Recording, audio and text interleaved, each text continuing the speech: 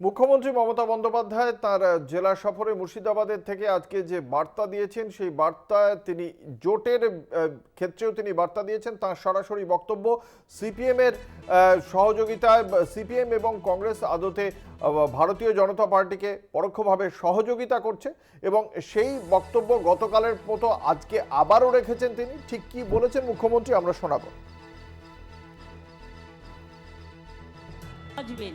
যে ৩৬৫ দিন আপনার সাথে থাকে না, কাকে বাঁচবেন? নির্বাচনের আগে আসবে, বসন্তের কোকিলের মতো কুহু কুহু করে ডাকবে, আবার পালিয়ে যাবে। আপনি তাকে চান না আপনি ৩০০ দিনের পাহারা ৩৬৫ দিনের পাহারাদার চান? কাকে চান?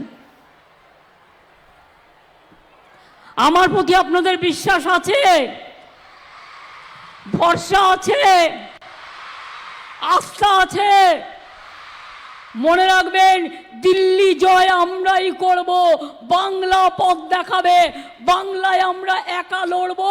তার কারণ আমরা জোট চেয়েছিলাম, কংগ্রেস করেনি। সিপিএম কংগ্রেসের জোট হয়েছে বিজেপিকে সাহায্য করবার জন্য। আমি সিপিএম করি না, আমি সিপিএম করি না, আমি বিজেপি করি না, আমি বিজেপি করি না, আমি করি না। এটা মাথায় রাখতে হবে। আমি মা মাটি মানুষ করি। আপনারা শুনলেন, তিনি খুব স্পষ্টভাবেই বলেছেন যে তৃণমূল কংগ্রেসের জোট চাইলেও কংগ্রেস জোট চায়নি, বিজেপিকে সাহায্য করছে কংগ্রেস এবং সিপিএম এর জোট, এমনটাই অভিযোগ তৃণমূল কংগ্রেস সুপ্রিমো তথা রাজ্যের মুখ্যমন্ত্রী মমতা বন্দ্যোপাধ্যায়। অন্যদিকে আজকে ভারত জোড়ো ন্যায়যাত্রা, রাহুল গান্ধীর নেতৃত্বে যে ভারত জোড়ো ন্যায়যাত্রা এই মুহূর্তে বাংলায় রয়েছে, সেই ন্যায়যাত্রায় আজকে সামিল হয়েছিলেন সিপিএম এর পক্ষ থেকে মোহাম্মদ সেলিম, সুজন চক্রবর্তীর মতো সিপিএম এর রাজ্য নেতৃত্ব। এবং তারা যখন কংগ্রেসের নেতৃত্বে রাহুল গান্ধীর নেতৃত্বে ভারত জোড়ো ন্যায়যাত্রায় হাঁটছেন, তখনই মমতা বন্দ্যোপাধ্যায়ের অভিযোগ কংগ্রেস আর সিপিএম জোট করে ভারতীয় জনতা পার্টিকে পরোক্ষে সহযোগিতা করছে এবং এভাবেই নিশানা করেছেন মুখ্যমন্ত্রী মমতা বন্দ্যোপাধ্যায়। আমাদের সঙ্গে রয়েছেন আমাদের বিশেষ প্রতিনিধি সুচন্দ্রিমা রয়েছেন ভারত জোড়ো ন্যায়যাত্রায় রাহুল গান্ধীর সঙ্গে এই মিছিলে রয়েছেন প্রথম থেকে। আজকে সুচন্দ্রিমা, তুমি দেখতে পেয়েছো যে আজকে বামেদের এই রাজ্য নেতৃত্বের পক্ষ থেকে মোহাম্মদ সেলিম এবং সুজন চক্রবর্তী ছিলেন, ঠিক সেই সময় মমতা বন্দ্যোপাধ্যায় সরাসরি অভিযোগ করছেন রাজ্য নেতৃত্বের অবস্থান আমরা এতদিনে খুব স্পষ্ট হয়ে গিয়েছে যে কংগ্রেসের প্রদেশ নেতৃত্ব সরাসরি তৃণমূল বিরোধী বক্তব্য রাখছেন এবং সেটা অধীর রঞ্জন চৌধুরী থেকে শুরু করে তার দলের অন্যান্য রাজনৈতিক মুখপাত্ররা প্রত্যেকদিন রাখছেন। অথচ তুমি কালকেই আমাদের যে প্রতিক্রিয়া পাঠিয়েছিলে জয়রাম রমেশের, সেখানে আমরা দেখেছি অনেক নরম মনোভাব জয়রাম রমেশের। আজকে বামেদের এই মিছিলে হাঁটা এবং তার পাশাপাশি মমতা বন্দ্যোপাধ্যায়ের এই প্রতিক্রিয়া কংগ্রেস জাতীয় নেতৃত্বকে কতটা ভাবাচ্ছে, কি মনে হয়? দেখো, এটা খুবই গুরুত্বপূর্ণ বিষয়টা তুমি জিজ্ঞেস করলে। এটা জয়রাম রমেশ আজকেও যখন তিনি সাংবাদিক বৈঠক করলেন, এই বিষয়টাকে আরো সরল করে দিলেন যখন তিনি বললেন যে তৃণমূল কংগ্রেস এই জোটে একটা গুরুত্বপূর্ণ অংশ এবং কেউই কংগ্রেসও বলেনি, হাইকমান্ডও বলেনি এবং তৃণমূল নেত্রীও বলেন তারা জোটে থাকছে না, যে একে অপরের সঙ্গে তারা জোটে থাকবে না, এই ঘোষণা কিন্তু কেউই করেনি।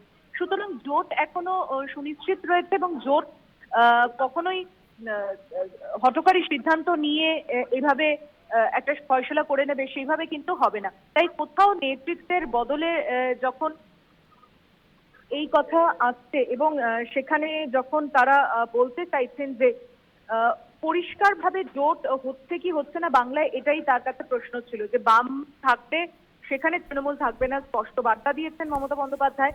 এবং বামেদের যে অনীহা এবং সেখানে কংগ্রেস কি ভূমিকা নেয় এই দুই দলের মাঝখানে থেকে, সেই প্রশ্নের উত্তরে জয়রাম রমেশ বলেছেন যে রাজনৈতিকভাবে মতবিরোধ হতে পারে সেটা রাজ্য স্তরে, কিন্তু জাতীয় স্তরে অর্থাৎ লোকসভা নির্বাচনে পাখির চোখ যখন এবং লক্ষ্য সেখানে বিজেপিকে হারানো, তাই তারা লোকসভা নির্বাচনে জোটবদ্ধভাবে লড়বে। বিধানসভায় যেরকম কেরলে বাম কংগ্রেস মুখোমুখি লড়াই করে, রাজ্যে কংগ্রেস তৃণমূল মুখোমুখি লড়াই তারা করতেই পারে। অন্যান্য রাজ্যের উদাহরণ টেনেও, মহারাষ্ট্রের উদাহরণ টেনেও তিনি কিন্তু বলেছেন যে বিজেপিকে হারানোর জন্য যেখানে যে শক্তিকে সঙ্গ নিতে হবে সেখানে তারা ঐক্যবদ্ধভাবে লড়বে। তার কাছে এটাই খুব স্বাভাবিকভাবে রাজ্যে এটাই প্রশ্ন যে প্রদেশ নেতৃত্ব এই রাজ্যের শাসক তৃণমূল সরকারের পিছনে দুর্নীতির অভিযোগে যেভাবে সরব হয়, তাদের বিরুদ্ধে চোর দুর্নীতি প্রসঙ্গ টেনে যেভাবে ইঙ্গিত থাকে, যে কটাক্ষ থাকে, সেই কটাক্ষকে হাইকমান্ড কিভাবে দেখছে? জয়রাম রমেশ কিন্তু পরিষ্কারভাবে বললেন যে বামেদের উপস্থিতি এখানে যেরকম কংগ্রেসের কাছে একটা দৃষ্টান্তমূলক জায়গা, ঠিক তেমন ভাবেই যে রাজ্যে বিজেপি সরকার নেই সেখানে ইডি সিবিআই ইনকাম ট্যাক্সে যাওয়া মানে সেই রাজ্যে বিরোধী সরকার রয়েছে এবং তাকে নয় ভিজিলেন্স দিয়ে দমানোর চেষ্টা, নয় সেখানে ঘুর পথে যেভাবে শরিক ভেঙে, যেভাবে জোট ভেঙে বিহারে সরকার পরিবর্তন হলো, সেইভাবে বিজেপি সেখানে সরকার তৈরির চেষ্টা করে। তাই ভিজিলেন্স কোনো রাজ্যে সক্রিয় হচ্ছে মানে সেখানে বিরোধী সরকার রয়েছে এবং তাদেরকে দমানোর জন্য ভিজিলেন্সের ব্যবহার। তাই ইডি সিবিআই ইনকাম ট্যাক্সের ব্যবহারকে জয়রাম রমেশ কংগ্রেস নেতা তিনি পরিষ্কারভাবে তৃণমূলের দিকে যেভাবে আঙুল তুলতে চেয়েছে প্রদেশ নেতৃত্ব, তাকে কিন্তু খণ্ডন করেছেন এবং কোথাও গিয়ে তিনি এই বক্তব্যটা আসন ভাগাভাগি যতক্ষণ না হচ্ছে, তৃণমূলের প্রতি কোনো ব্যঙ্গাত্মক মন্তব্য এখনো পর্যন্ত আমরা অধীর রঞ্জন চৌধুরীর মুখ থেকেও যেমন শুনিনি।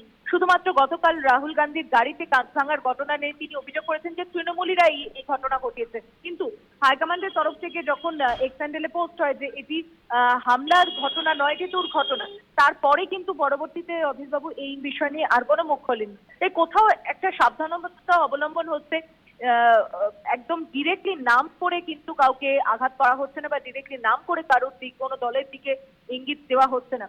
সবটাই এখনো আলোচনা টেবিলে রয়েছে বলে কংগ্রেস নেতৃত্ব এটা মনে করছে, কিন্তু এটা আমারই প্রশ্ন ছিল যে তার কাছে যে কত সময় আর লাগতে পারে, কারণ বাংলার মানুষকে যে রাহুল গান্ধী ইন্টেলেকচুয়াল বলছে, সেই ইন্টেলেকচুয়াল মানুষও কোথাও গিয়ে হয়তো তারা বুঝতে পারছে না, তারা বুঝে উঠতে পারছে না যে এখানে কোন জোটের মধ্যে শাসক দল রয়েছে।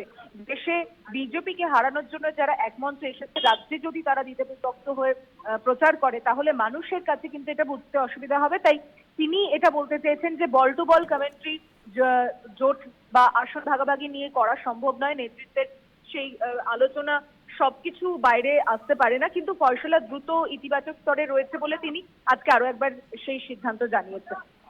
ধন্যবাদ। আমাদের সঙ্গে ছিলেন আমাদের বিশেষ প্রতিনিধি সুচন্দ্রিমা।